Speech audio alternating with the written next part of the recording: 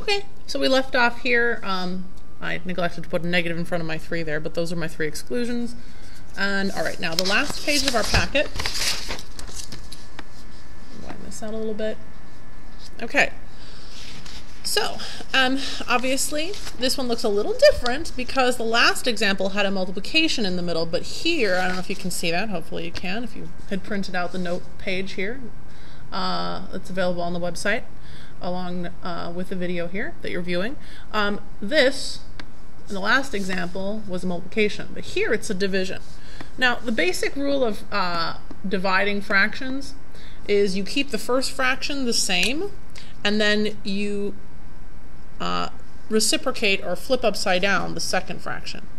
So as I'm looking at this, basically I'm just going to take x squared minus 2x plus 1 and x cubed plus x, and I'm going to keep that in its current arrangement.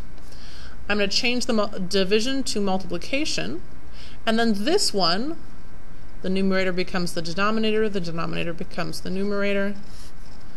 I just flipped upside down. Okay, now the second step is factoring. This can be factored into x minus 1 times x minus 1. This down here, whoops, right here, can be factored out, something be factored out first. We can factor out an x.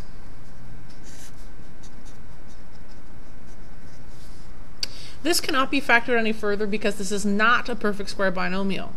The central symbol should be a subtraction if it was a perfect square binomial. Clearly you can factor out a 3 here. And down here this can be factored apart into the product of 2 binomials, x plus 2 and x minus 1.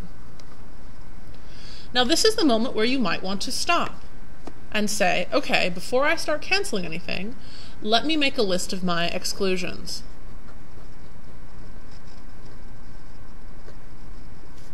Again, exclusions come from the denominator. So we would do that after we set it up as a multiplication. So, right here we just have x. If x multiplies with this, and this number is a 0, it would turn the entire denominator into 0, wouldn't it? If I had a 0 here, it would be 0 times whatever, which would be 0. So if x is a 0, that would give us an entire denominator of 0. Now how about this one? What value of x could we square and then add it to 1 to give us a 0 here? Well, that's a tricky one. I'm going to come back to that. How about this? What value would give us a 0 here? Well, negative 2, because negative 2 plus positive 2 is 0. So that would be my second exclusion. And then finally here, what number here would give me a 0 value for this part? Well, positive 1. Because 1 minus 1 is 0. Now, if you can't make up this whole list, all you basically have to do is look at every factor and set it equal to 0. Or in this case, not equal to. So x cannot be 0, x squared plus 1 cannot be 0, x plus 2 cannot be 0, and x minus 1 cannot be 0. So obviously we've determined here x cannot be 0, here we've already determined x cannot be negative 2, and this one helped us to decide that x cannot be 1. But let's focus in on that second one. What do we do with that? Well, let's try to solve it. Like an equation, if I subtract 1 on both sides, I get x squared cannot be negative 1. And then if I take the square root of both sides, can I take the square root of a negative value? Square root of negative 1? Well, not in the realm of real numbers I can't. So this turns out to be undefined.